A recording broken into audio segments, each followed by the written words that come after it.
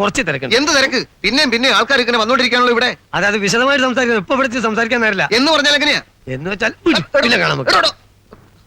നമ്മുടെ ഈ ജീവിതയാത്രയിലെ മാർഗദർശിയായ ദൈവം അവന്റെ കൃപയും കാരുണ്യം കൊണ്ട് തീർത്ത ഒരു വാത്സല്യ ഗ്രഹത്തിലേക്ക് നമ്മെ വഴി നടത്തിയിരിക്കുന്നു.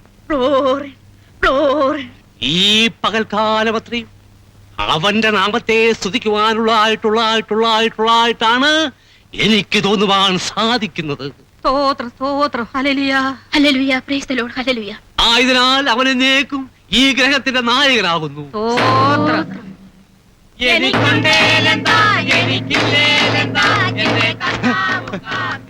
മീനാക്ഷി, മീനാക്ഷി, മീനാക്ഷി, എന്തിനെങ്ങനെ കിടന്ന് തൊള്ള ഉറക്കുന്നേ? ആരാ ചത്തത്? ചത്തോ? നിങ്ങൾ വല്ല സ്വപ്നവും കണ്ടതായിരിക്കും. ഇവിടെ ആരും ചത്തിട്ടും കെട്ടിട്ടും ഒന്നുമില്ല. കിടന്ന് ഉറങ്ങാൻ നോക്ക്. അല്ലടി, ഈ ശവടക്കിന്റെ പാട്ടും വിളിയും കേൾക്കുന്നെന്ന്. ഇതാരാണ്ട് ചത്തു തന്നെ.